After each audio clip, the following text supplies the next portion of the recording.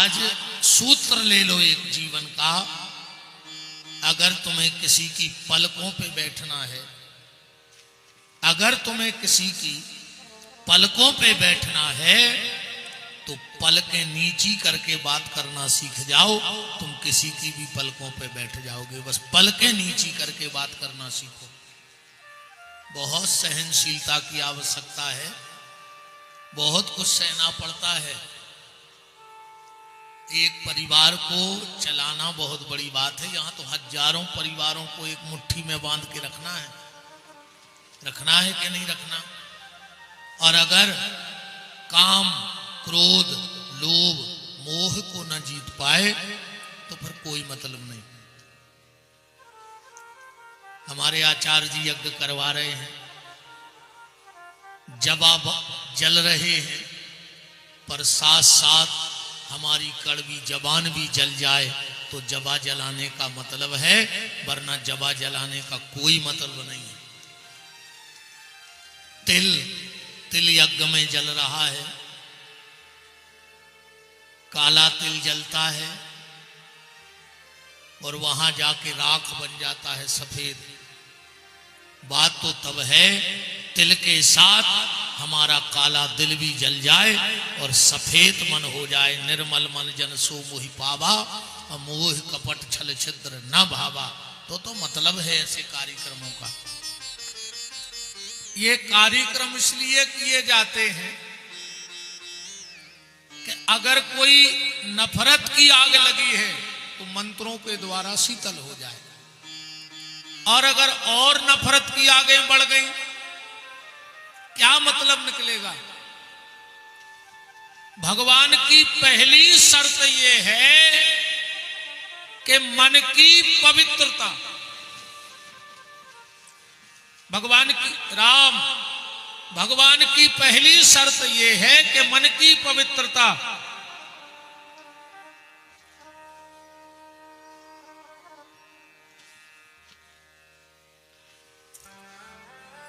मन की पवित्रता पे भगवान रीझते हैं, तन की पवित्रता पे भगवान रीझने वाले नहीं हैं। मन की पवित्रता। और अगर मन की पवित्रता नहीं है, कितना भी तुम गंगा जल पी लो, कितना भी नर्मदा जल पी लो, कितना भी तीर्थ कर लो, कितना भी दान पुण्य कर लो, कुछ होने वाला नहीं है। बात को यहां से समझ लेना सीधी सीधी। ऐसा ही एक गांव था, ऐसा ही एक गांव था मालथोन जैसा, और पूरे गांव में पानी का सिर्फ एक साधन था, कुआं।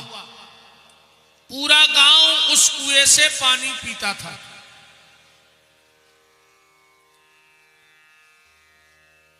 एक दिन 4 कुत्ते लड़े और उस कुएं में कुत्ते मर गए, सड़ गए, पानी में बदबू आने लगी। गांव के लोग परेशान हो गए, क्या किया जाए? अब पानी का कोई दूसरा साधन था नहीं, पानी का कोई दूसरा साधन नहीं था। गांव के जो समाज के, हर समाज के 2-2, 4-4 लोग इकट्ठे हुए और यहां तालाब मंदिर रामाजी महाराज के पास आ गए। बोले आप बताओ, आप संत हो, अब हम लोग क्या करें? बाबा जी ने कहा कोई बड़ी टेंशन वाली बात थोड़ी है, उपाय हम बता देते हैं, कर लो। कुआं खाली करवाओ, उसमें 1 टैंकर नर्मदा जल डलवाओ, तुलसी के पत्ते डलवा दो, गोमती चक्र का जल डलवा दो, सालक राम जी के स्नान का जल डलवा दो, 11 कन्याओं के चरण धोके वो जल डलवा दो, शंख का जल डाल दो, और गांव के लोग पानी पीने लगे। गांव के लोगों ने कहा यार पैसा की कमी थोड़ी है, 2 टैंकर मंगवाओ या 5 टैंकर मंगवाओ। जल मंगाया गया। गांव में जिसके पास जितना तीर्थों का अलग अलग जल था वो डाला गया। रामाजी महाराज ने कहा था 11 कन्याएं, गांव के लोगों ने 1100 कन्याओं के चरण धोए। तुलसी डाली गई। पूरा गांव शाम को फिर मंदिर आ गया। बोले महाराज तुमने जितना कहा था हमने डबल तिबल चौगना कर दिया, पर कुआं की पानी की बास नहीं जा रही। रामाजी महाराज बोले कायरे वे कुत्ता फेंके थे कि नहीं? बोले बे नहीं फेंके, तुमने कहीं ने हती के कुत्ता फेंक दियो।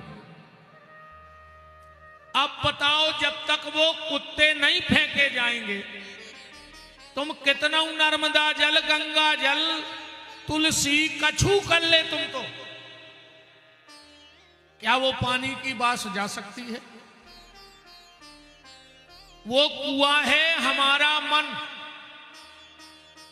और इसमें काम, क्रोध, लोभ और मोह के 4 कुत्ते पड़े हैं। अब इसमें गंगा जल भी डाला जा रहा है, नर्मदा जल भी डाला जा रहा है, पर वो काम, क्रोध, लोभ और मोह के कुत्ते नहीं फेंके जा रहे हैं। क्या मतलब निकलेगा? ऐसे ही अगर हमारे आचरण में, हमारी वाणी में सुधार नहीं आया तो कोई मतलब नहीं है ऐसे कार्यक्रमों का। इसलिए आप सबसे हाथ जोड़ के निवेदन है, जितने भी कार्यकर्ता हैं बड़ी सजगता से कार्य करो। बहुत वजनदारी का काम है और झगड़ा हो रहा है सिर्फ इस वीआईपी के लिए, है ना?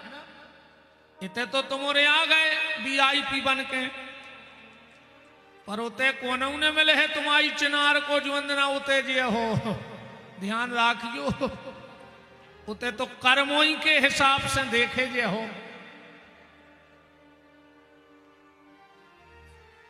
अब पीछे वाले चिंता मत करना, आगे वाले इसलिए खुश मत होना कि हम आगे बैठ गए।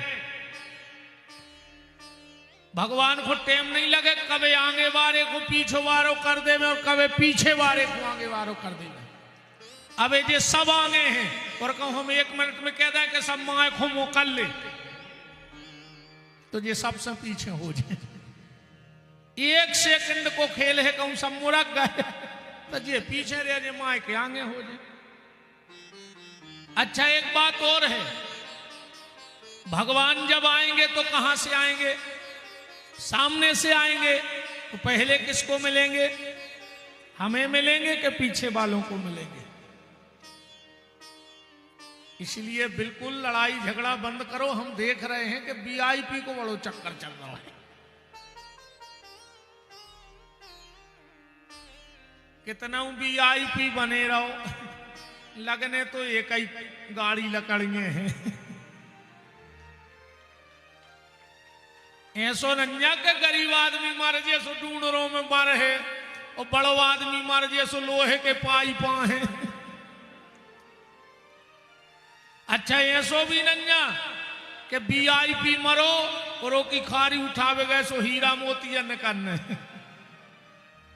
इतनी सी थैलिया में गरीब आदमी के हाड़ और इतना ही थैलिया में बड़े बड़े भज्जाहर के हाड़। बताओ। अच्छा इत तो जरूर हो सकत कि भैया जी के पैसा है वो इलाहाबाद चलो जे लेके, अब गरीब आदमी हमके कर्जा करके बरभान चलो जे। अच्छा स्वपन भी 2-3 साल में बेत पहुंचाई जे भी इलाहाबाद। अब निकराई गए सुनने को तो कछु प्लाट या खरीद लाओ। बताओ यारे, गंगा भी उसको पवित्र करती है, नर्मदा भी उसको पवित्र करती है जिसके जीवन में बदलाव की संभावना होती है। और अगर बदलाव की संभावना नहीं है तो कुछ नहीं है। ये 4 दिन का सत्संग है।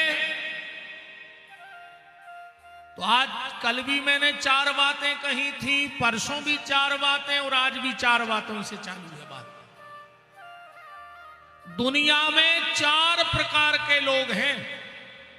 कितने प्रकार के? 4। अब मैं चारों गोला खींच रहा हूं और मैं गारंटी से कहता हूं 4 गोलों में एक में तुम बैठ गए हो। ऐसे 5वें प्रकार को आदमी है ही नहीं है दुनिया में। अब तुम देखना कि तुम कौन सी कुर्सी पे बैठ रहे हो। 4 नंबर की कुर्सी रख रहे हो मंच पे। अब उसमें देखना कि तुम्हारा नंबर कौन सा है। सबसे पहले वो जिनका यहां बहुत सम्मान है पर भगवान के घर में उनका कोई सम्मान नहीं होगा, 1 नंबर की कुर्सी। दूसरे वो जिनका यहां कोई सम्मान नहीं है पर भगवान के घर में उनका बहुत सम्मान होगा, वो है दूसरे नंबर की कुर्सी। तीसरी कुर्सी ना जिनका यहां सम्मान है और ना वहां सम्मान है। चौथी कुर्सी जिनका यहां भी सम्मान है और वहां भी सम्मान है। ये 4 कुर्सियां रखी हैं आज। 5वीं हमें नहीं लगता कि रखनी पड़ेगी। इन 4 में से एक ने एक तो तुम्हारी हिस्सा की आई है। अब विचार करियो जो कुआं तुम कुआं उनमें से हम बता रहे हैं ना तुम्हें बिल्कुल साफ साफ, तुम्हें समझ में आ जाए कि तुम कुआं। पहली कुर्सी है जिसका यहां बहुत सम्मान है पर परमात्मा के घर में उसका कोई सम्मान नहीं है। वो है बहुत पैसे वाला। उसका यहां तो सम्मान होगा क्योंकि उसके पास पैसा है, पर उसने उस पैसे का कभी सदुपयोग नहीं किया, कभी किसी को दान नहीं दिया, कभी किसी को पानी भर के नहीं पिलाया, कभी किसी से 2 शब्द मीठे नहीं बोले। पैसा तो बहुत है। उसका यहां तो सम्मान होगा पर भगवान के घर में उसका सम्मान नहीं होगा। देखो, जब स्कूल का पेपर होता है तो उसमें लिखा रहता है किन्हीं 2 में से एक का उत्तर लिखो। पहले लिखा होता का खा, अब लिखा जाने लगा है ए बी, क्योंकि अंग्रेजी की पढ़ाई है। ए बी से चालू नहीं हुए। अपन नहीं कहते यार उनकी औलाद इतनी ए बी निकली। अब जब तुम शुरू से ए बी पढ़े हो, तो ए बी निकर है, इन्हें निकर। शुरू से अच्छी पढ़ाई कराओ तो ठीक। अब तुम जब शुरू से ए बी पढ़े है तो वो तो ए बी निकर है। वृंदावन बिहारी लाल की जय हो। तो पेपर में आता है किन्हीं 2 में से एक का उत्तर लिख दो। ऐसे ही भगवान ने हमें जीवन में 3 मौके दिए। भगवान ने कहा 3 में से एक ही हम में लगा दे। भगवान सबसे पहले कहते हैं हम में मन लगाओ, मन लगाओ। मन ने लगे तो धन लगाओ और धन ने लगे तो तन लगा दे। अछू तो लगा दे हम में, पर ना हमने मन लगाया, न धन लगाया, न भगवान में तन लगाया सेवा में। तो पहले वो है जिनका यहां बहुत सम्मान है क्योंकि उनके पास पैसा है, पर भगवान के घर में उसका कोई सम्मान नहीं होगा। दूसरे वो जिनका यहां बिल्कुल सम्मान नहीं है पर भगवान के घर में उनका सम्मान होगा, वो है ये साधु संत महात्मा। भजन करवे वारों को आज के आदमी सम्मान नहीं करें। पगला कहने लगे पगला। अरे कहीं वो तो पागल है, मर गया हूं गद बद्दाएं, कीर्तन हूं गद बद्दाएं, कथा खो गद बदे परी। अरे पगला है कहीं हूं कछु काम ही नहीं। बताओ छके थे आदमी पगला। कछु कछु ऐसे रहते हैं जिंदगी भजन भाव में नहीं गए, जिंदगी मंदिर मर गया नहीं गए। और अगर कोनो टेम से मंदिर जा रहा है तो तर्कें जरूर करें। दरवाजे में जे अब कई बच्चा जे तो बैकुंठ जे हैं, हरिश्चंद्र ने कर गए। तुम केत भर रहो पो तो बैकुंठ जे है ही। मनो तुम मुंह में कीड़ा पर के न मारो तो विपिन बिहारी को नाव बदल दिए। कछु इनमें रहते हैं जिंदगी भजन भाव में नहीं गई। पर कहूं 4-6 माताएं सोच ले वे कितने अच्छे अच्छे स्थान हैं मालथोन में। अपन ने हो तो सोमवार के सोमवार, मंगल के मंगल भजन बांध लिए तला मंदिर पर। अब वे तो बेचारी मंदिर जा रही है, घरे बैठी बैठी पता का के कई मीरा ने कर गई भक्तन जा रही। तो बातो भक्तन कहा तुमका डाय नहीं बैठी घरे के चुड़ैल नहीं आओ मर जाओ मुंह में लखवा लग है। ऐसे कीड़ा पर है मुंह में, करो तो तुम तर्के बैठ के। तो भक्तों का यहां ज्यादा सम्मान नहीं होता, पर भगवान के घर में सम्मान होगा। तीसरे वो हैं ना जिनका यहां सम्मान है ना उस ईश्वर के घर में सम्मान है। बे आए दारुगा, बताओ दारुओं को तो सम्मान हो। कुंवर साहब ससुरारे गए, ससुरार वालों ने 2000 को गलीचा बिछाओ के लल्ला आ रहे। और लल्ला गांव के खचा में डरो सुंगरा सो 3 घंटा को। लल्ला हो रहा कुत्ता।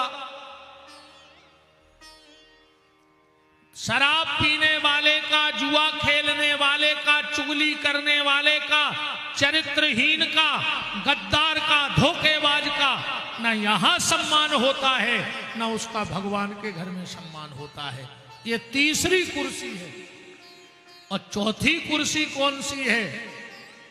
चौथी कुर्सी है जिनका यहां भी सम्मान है और वहां भी सम्मान है। वो व्यक्ति वो है जिनके पास धन है और उस धन का उनने सदुपयोग किया है, अच्छे काम में लगाया है। तन को भगवान की सेवा में और मन को भगवान के भजन में लगाया है। उनका यहां भी सम्मान होगा और उनका भगवान के घर में भी सम्मान होगा। निवेदन आप सबसे मेरा वही है, जितना अधिक से अधिक हो सके इस मानव जीवन में भगवान का नाम ले लेना। क्योंकि भगवान के नाम की ताकत इतनी है, इतनी ताकत है। ब्रिटिश शासन था मुगल काल का। एक अंग्रेज ट्रेन से उतरा, स्टेशन के बाहर एक महात्मा जी बैठ करके माला कर रहे थे।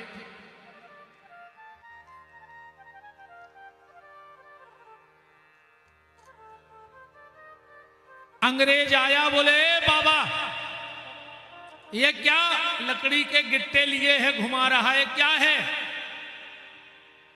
वो अंग्रेज बंदूक टांगे तो महात्मा बोले तुम्हारे कदा पे का है? अंग्रेज बोलो ये मेरा हथियार है। महात्मा बोले तो ये हमारा हथियार है। माला क्या है? संतों का हथियार। और कबीरदास जी ने लिखा भी है इस विषय में। कबीरदास जी कह रहे हैं कि माला मन से लड़ परी के तू का छाड़त मोए, ओ बिना शस्त्र के सूरमा लड़त न देखो कोई। ये साधु का हथियार है। काम, क्रोध, लोभ, मोह, मत्सर, दंभ, अहंकार, पाखंड से लड़ना है तो तुम्हें भगवान के नाम की माला उठानी ही पड़ेगी। अंग्रेज ने कहा ये तुम्हें किसने दी? महात्मा बोले जब बंदूक तुम्हें कौन दी? अंग्रेज बोला ये हमें सरकार ने दी है। महात्मा बोला तो ये हमें सांवरे सरकार ने दी है। अगर तुम्हें हथियार सरकार ने दिया तो हमें सांवरे सरकार ने दिया। अंग्रेज बोला तुम्हारा हथियार क्या कर सकता है? माला। महात्मा बोले और तुम्हारा हथियार क्या कर सकता है? अंग्रेज ने उतारी बंदूक, चढ़ाओ घोड़ा, बरिया पे एक चिड़िया बैठी थी, 250 पत उतरी, बोले जा मर गई, जो कर सका थमाओ हथियार। अब तुम्हारा हथियार बताओ क्या कर सकता है? महात्मा ने माला लई, माथे से लगाई, भगवान को ध्यान करो, और जो माला वो मरीच रज्जा पे धरी वह फर्र से उड़ गई। बोले हमारी माला जा कर सका। ये मुर्दे में प्राण फूंकने का काम भगवान का नाम करता है। मुर्दे में प्राण फूंकने का काम करता है।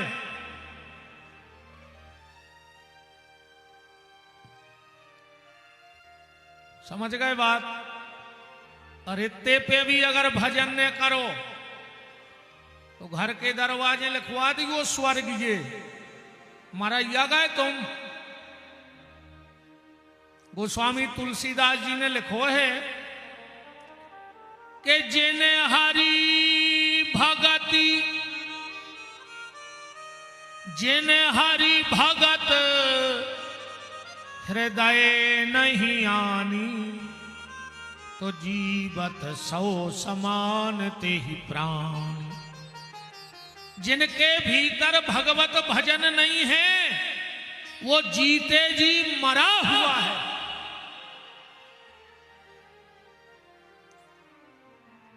भगवान के नाम की वो ताकत है। गोस्वामी तुलसीदास जी को तो सभी जानते हैं जिनके ग्रंथ को हम लोग सुन रहे हैं। गोस्वामी जी का जन्म हुआ, ध्यान से सुनना, माता पिता मर गए। एक चुनिया नाम की दासी हती, उसने पाला, कछु दिन में बाई मर गई। गांव के बोले रे जो तो भारी अभागो है रे, मताई खो खा गाओ, बाप खो खा गाओ, और जोन दासी ने पालो भाई मर गई। जिस दासी ने पाला वही मर गई। गांव के लोगों ने तुलसीदास जी को बाहर निकाल दिया। गांव के छोटे से बालक थे, इनका नाम था राम बोला।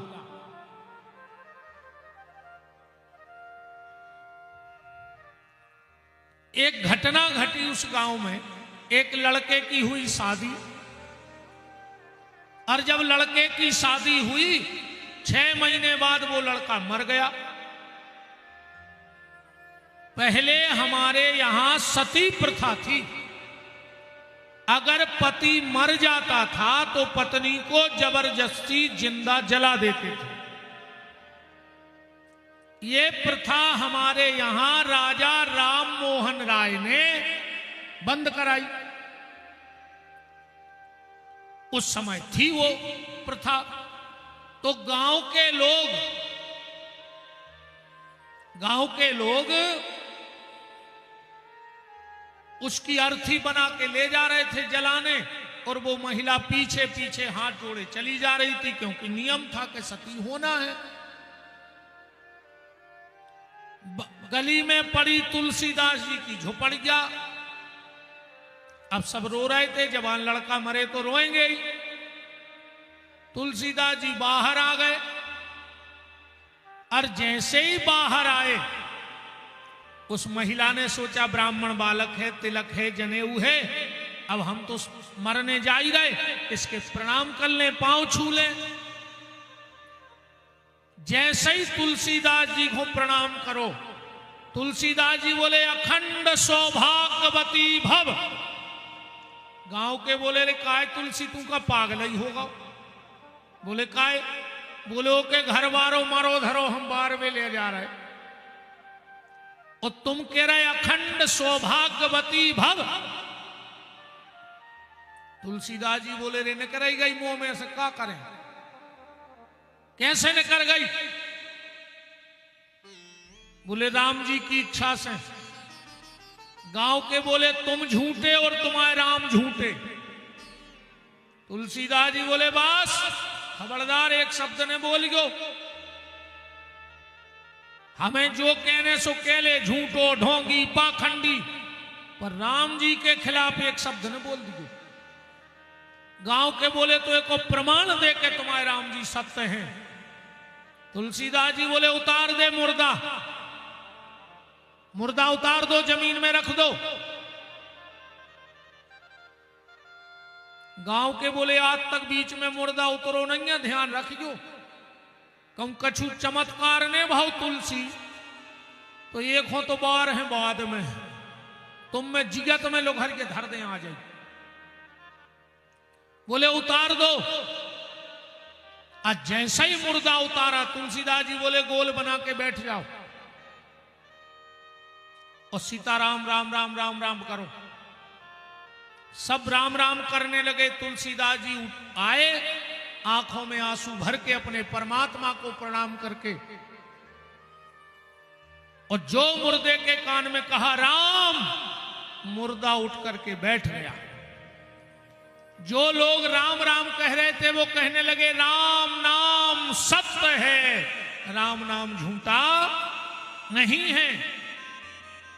हमारे यहां प्यारे आज भी ये परंपरा है, घर से जब मुर्दा उठता है और शमशान घाट जाता है तो एक जगह बीच में उस मुर्दे को उतारा जाता है। उतारा जाता कि नहीं उतारा जाता? बोलो सिर हिला, उतारा जाता कि नहीं उतारा जाता? हमारे यहां आज भी ये परंपरा है। गोस्वामी तुलसीदास जी के यहां से इस परंपरा का शुभारंभ हुआ है।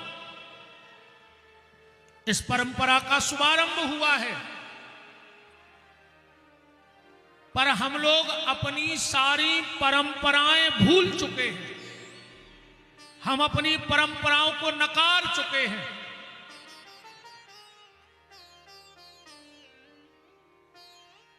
बड़ा ही मंगलमय सौभाग्य है इस कार्यक्रम के परम संयोजक मध्य प्रदेश शासन के पूर्व गृह मंत्री सम्माननीय श्री भूपेंद्र सिंह जी की पावन उपस्थिति इस यज्ञ में और मंगलमयी कथा में हो रही है। आपके अपने घर में, आप देखो राजा का विधानसभा घर होता है तो आपके अपने घर में अपनों के बीच में आपका बहुत बहुत मान और सम्मान है। ठाकुर जी की कृपा करुणा और यज्ञ नारायण की कृपा करुणा आप पे ऐसे ही निरंतर बनी रहे। सम्माननीय श्री भूपेंद्र सिंह जी उपस्थित हैं आज के इस मंगलमय महामहोत्सव में।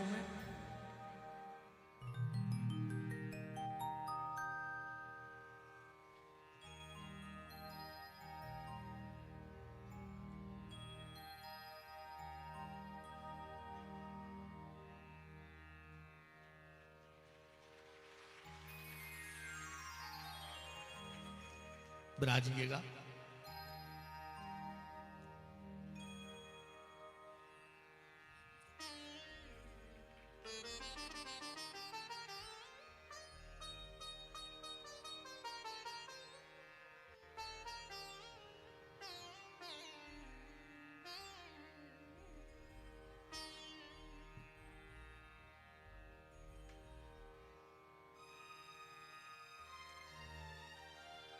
श्री सीतानाथ भगवान की, वृंदावन बिहारी लाल की, यज्ञ नारायण भगवान की।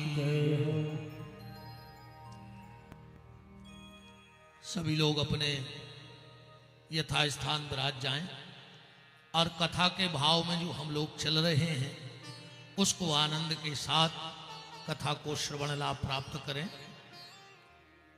तो मैं आपसे निवेदन कर रहा था कि हमारे यहां जब घर से मुर्दा उठता है और शमशान जाता है तो एक जगह बीच में उतार दिया जाता है।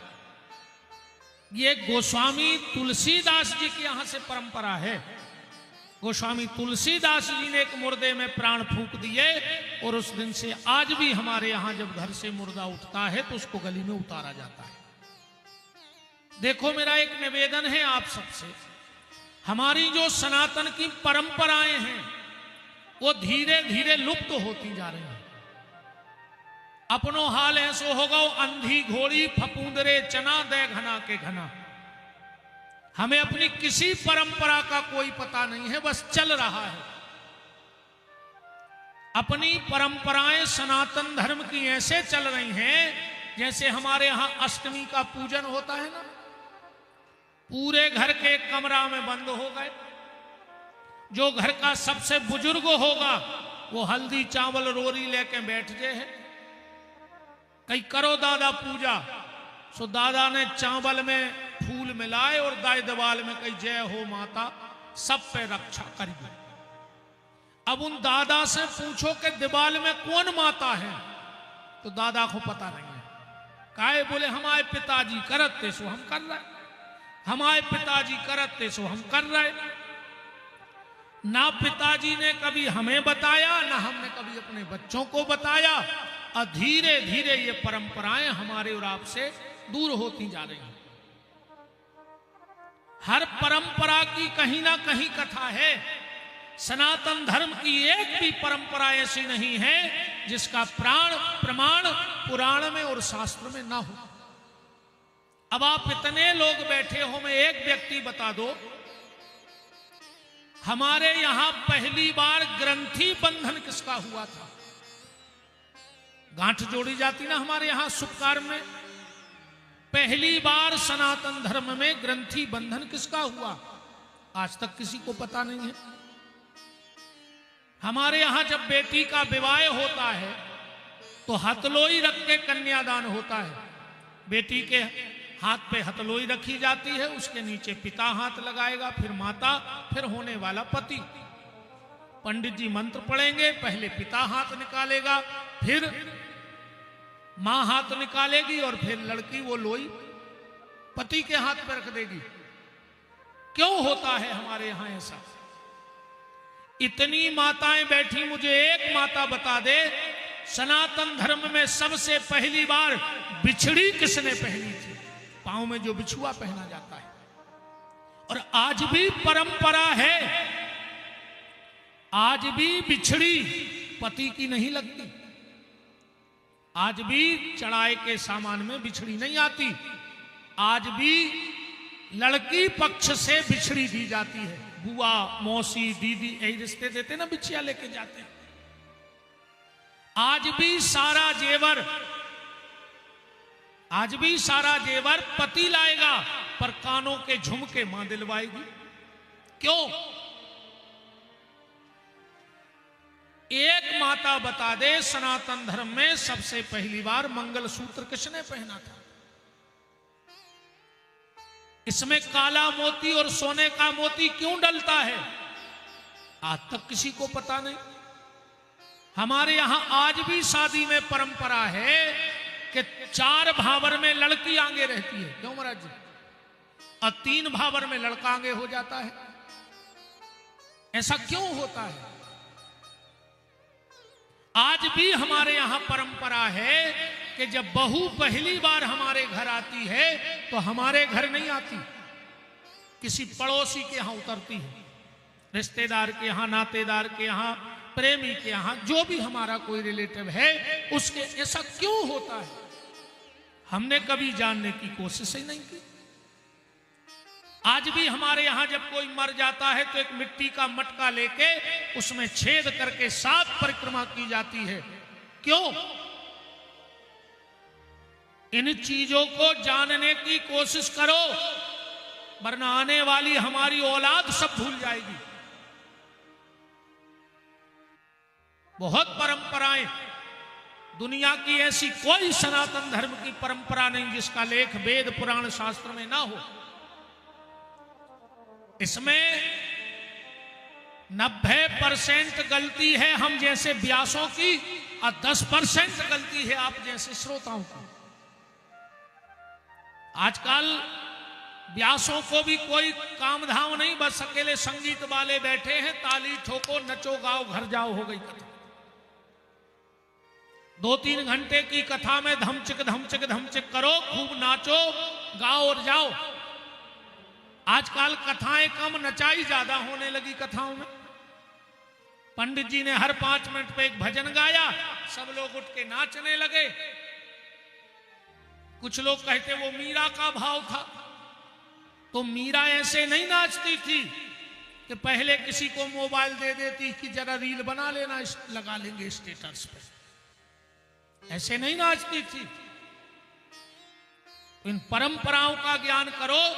और कुछ परंपराएं, हम लोगों की हालत ये हो गई है कि हुआ ज्यादा है, बस पता आता कुछ नहीं है। बस ये करते थे तो हम कर रहे, हम करते हैं तो वो कर रहे।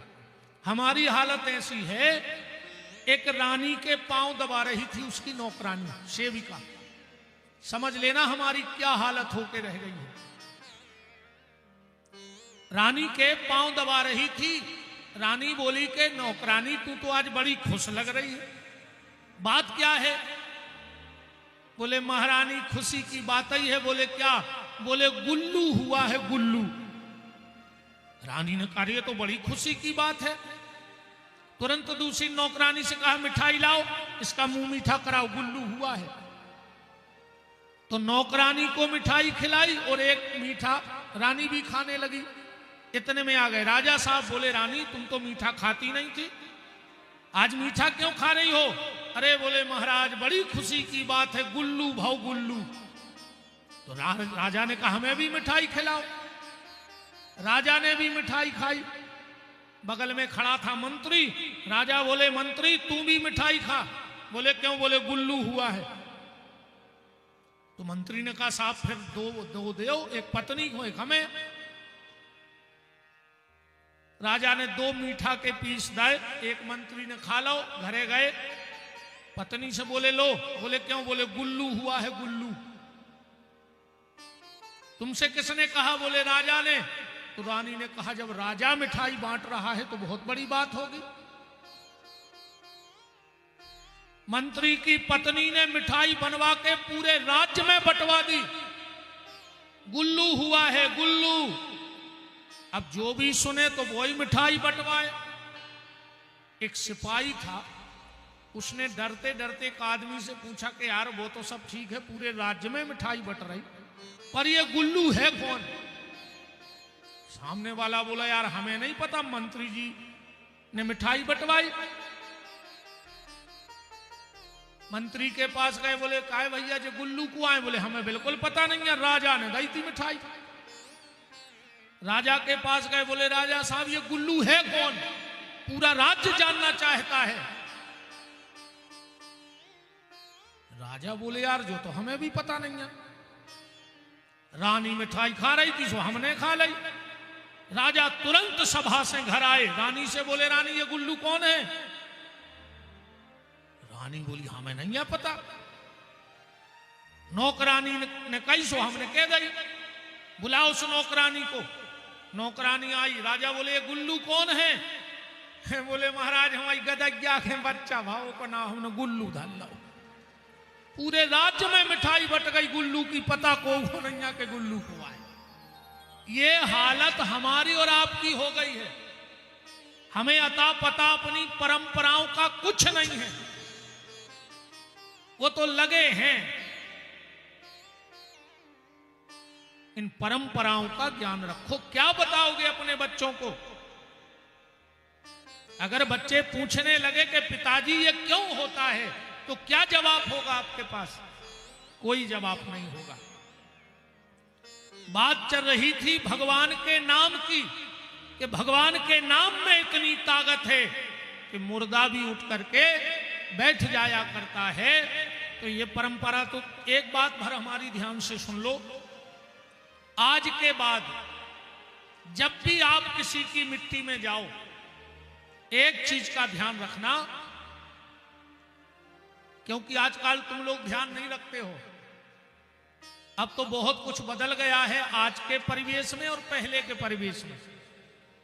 पहले अगर हमारे घर में कोई मेहमान आते थे और अपन स्टैंड पे बस में बैठा रहे जाते, तो सीट पे बैठो बैठो मेहमान रोत तो अन्य चे खड़े खड़े अपन रोते तो नो प्रेम हतो। अब आज को आदमी तो नहीं रो रहा, लकड़ गया मैं, आदमी को बार में जा रहा हूं, पीछे हंसत जा रहा हूं। कछु कछु तो ऐसा फोन लगा के निगत है पीछे, जैसे इनकी डायरेक्ट बात जमराज से चल रही हो कि बर्थडे देख लियो तन्ना अपनो खास है आ रहा है, सो की व्यवस्था लगवा दी। अच्छा, कछु कछु पीछे कैद जात हैं, अरे यार कहीं आ जाइए, हमें शादी में जाने तो आ जाइए, बैठे थे तो क्या करते, रात में तुमसे पूछ लेते कि काहे तुम फ्री हो, हम मर जाया हो। कहा पागलपन के भूत चढ़े हैं आदमी को। बोलो, है स्थिति के नहीं है? हम लोग सब भूल गए हैं, अपनी परंपराओं को भूलते जा रहे हैं, अपनी मर्यादाओं को भूलते जा रहे हैं। तो निवेदन मेरा बस यही है कि भगवान का नाम जपो, अपनी परंपराओं का ज्ञान रखो। कल आप राम जी के जन्म की कथा सुन रहे थे। राम और रावण के बीच में, राम और रावण के बीच में जो वार्तालाप, जो चरित्र, जो व्यवहार हुआ, उसी का एक ग्रंथ बनाया गया, रामचरितमानस। अगर आपको रामायण को समझना है तो सबसे पहले राम को और रावण को समझना होगा। और अगर आप राम और रामायण को, रावण को समझ गए तो मैं चैलेंज देता हूं, पूरी रामायण तुम्हें अपने आप समझ में आ जाएगी। राम में रावण में अंतर कितना है? राम और रावण को एक मनुष्य ना मानकर एक वृत्ति मान लो। राम एक वृत्ति है और रावण एक वृत्ति है। क्या वृत्ति है? मेरे पास, रावण और राम में अंतर बता रहा हूं आपको, दुनिया में जो भी सुंदर है वो मुझे चाहिए। दुनिया में जो भी सुंदर है वो मुझे चाहिए। अगर ऐसी वृत्ति तुम्हारे भीतर है तो तुम ही कलयुग के रावण हो। और अगर जो मेरे पास है वो सबसे ज्यादा सुंदर है, अगर ऐसी वृत्ति है तो तुम ही कलयुग के राम हो। जो मेरे पास है वो सबसे अच्छा है और जो सबसे अच्छा है वो मुझे चाहिए। देखो, राम इच्छाओं से मुक्त थे और रावण इच्छाओं से युक्त था। रावण इच्छाओं से युक्त था और राम जी इच्छाओं से मुक्त थे।